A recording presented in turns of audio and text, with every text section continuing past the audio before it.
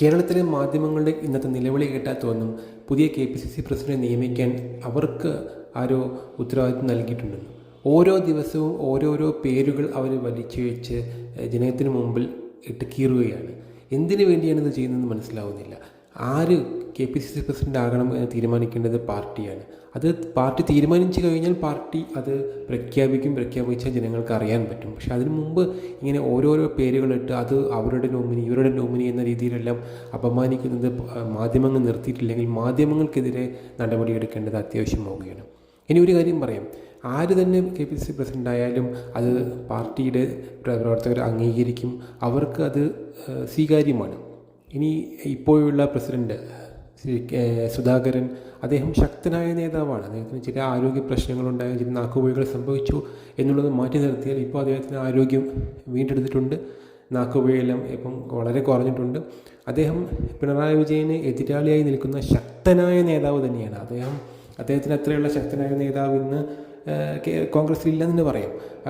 പിണറായിയെ വെല്ലുവിളിച്ചുകൊണ്ട് തന്നെ രാഷ്ട്രീയ പ്രവർത്തനം നടത്തുന്ന ശക്തനായ നേതാവ് തന്നെയാണ് ശ്രീ സുധാകരൻ. അദ്ദേഹത്തെ ഇപ്പോൾ മാറ്റേണ്ട ഒരു കാരണവും ഇല്ല എന്ന് തന്നെയാണ് സത്യം. അദ്ദേഹത്തിൻ്റെ നിയമസഭാ തെരഞ്ഞെടുപ്പ് വരെ അദ്ദേഹത്തിന് തുടരാൻ വേണ്ടിയുള്ള അവസരം നൽകാവുന്നതാണ്. അപ്പോൾ അദ്ദേഹത്തിന് ചില ആരോഗ്യ പ്രശ്നങ്ങൾ ഉണ്ടെങ്കിൽ തന്നെയും, അല്ലെങ്കിലും ഇനി പുതിയ KPCC പ്രസിഡന്റ് വന്നാൽ തന്നെയും അവരുടെ കീഴിൽ തന്നെ ഒരു 3 വർക്കിംഗ് പ്രസിഡന്റിനെ നിയമിക്കാവുന്നതാണ്.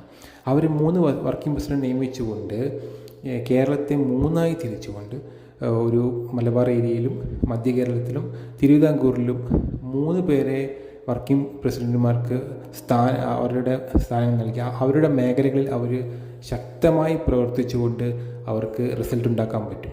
ഇപ്പോൾ ഒരു ഉദാഹരണത്തിന്, ഇപ്പം വടകരയുടെ MP ആയ ഷാഫി പറമ്പിൽ മലബാർ ഏരിയയിലെ കാസർഗോഡ്, കണ്ണൂർ, കോഴിക്കോട്, വയനാട്, മലപ്പുറം, പാലക്കാട് ജില്ലകളുടെ ചുമതല നൽകാം.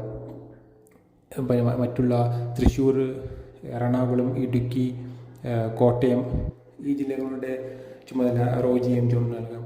പിന്നെ അങ്ങോട്ട് തെക്കുള്ള ആലപ്പുഴ, പത്തനംതിട്ട, കൊല്ലം, തിരുവനന്തപുരം ജില്ലകളുടെ ചുമതല വിഷ്ണുനാഥനോ മറ്റു ലിജിനോ അങ്ങനെ ആർക്കെങ്കിലും നൽകാം. അങ്ങനെ ഏതെങ്കിലും നല്ല ഒരു യുവാക്കളായ 3 പേരെ വർക്കിംഗ് പ്രസിഡന്റുമായി നിയമിച്ച് അവർക്ക് ഓരോ മേഖലയുടെയും ചുമതല നൽകിക്കഴിഞ്ഞാൽ അവർക്ക് അവരുടെ മേഖലയിൽ ശക്തമായി പ്രവർത്തിക്കാനും താഴെത്തട്ടിൽ പ്രവർത്തിക്കാനും അങ്ങനെ ആ രീതിയിൽ പാർട്ടിയെ ശക്തിപ്പെടുത്താനും കഴിയും എന്നുള്ള കാര്യം പാർട്ടി നേതൃത്വം പരിഗണിച്ചു കഴിഞ്ഞാൽ ഈ ഒരു പ്രശ്നത്തിന് സുധാകരൻ തന്നെ KPCC പ്രസിഡന്റായി തുടരുകയും സംഘടന താഴെത്തട്ടിൽ വരെ അതിശക്തമായി കൊണ്ടുപോകുന്ന രീതിയിലേക്ക് ഈ വർക്കിംഗ് പ്രസിഡന്റുമാരെ നിയമിക്കുകയും ചെയ്താൽ പാർട്ടിക്ക് നല്ലൊരു മുന്നേറ്റം ഉണ്ടാക്കാൻ സാധിക്കും.